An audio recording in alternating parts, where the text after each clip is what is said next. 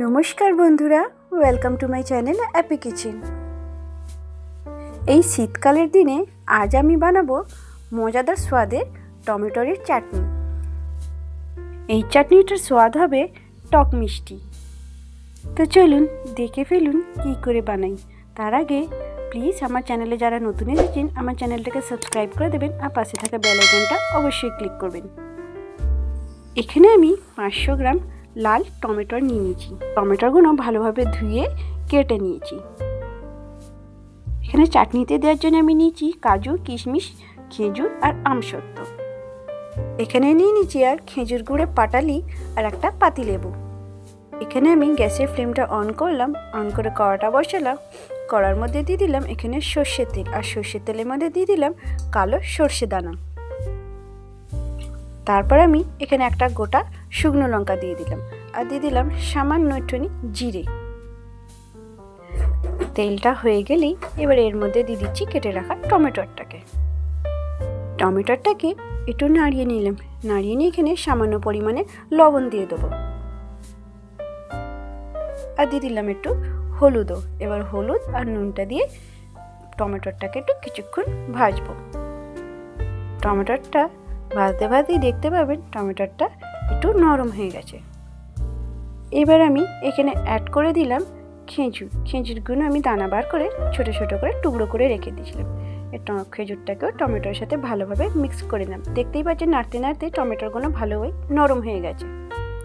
এখানে আমি দিয়ে দিচ্ছি খেজুর গুঁড়ে পাটালিটা একটু নরমই হচ্ছে বলে আমি হাতে করে ভেঙে টমেটোর চাটনির মধ্যে মিক্স করে দিলাম। এবার সব গুড়টা আমার ভেঙে দেওয়া হয়ে গেছে। এবার এটা টমেটোর সাথে ভালোভাবে মিক্স করে দেবো।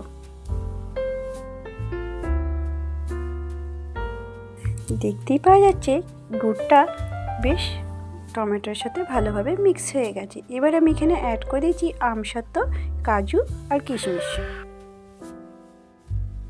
টমেটোর চাটনি একটু জুসি না হলে ভালো লাগে না, তাই এতে একটু জল অ্যাড করে দিলাম।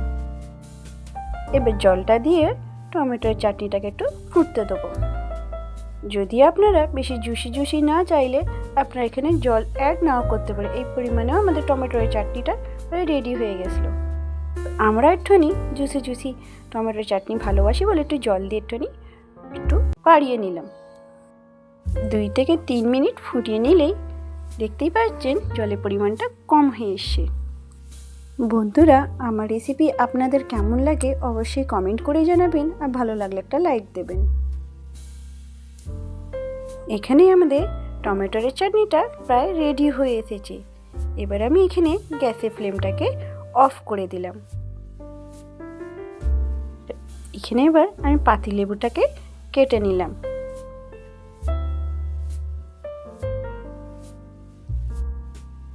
টমেটোর চাটনিটা অল্প ঠান্ডা হয়ে গেছে। এবার এখানে আমি একটা গোটা পাতিলেবু রসটা টমেটোর চাটনির মধ্যে অ্যাড করে দিলাম।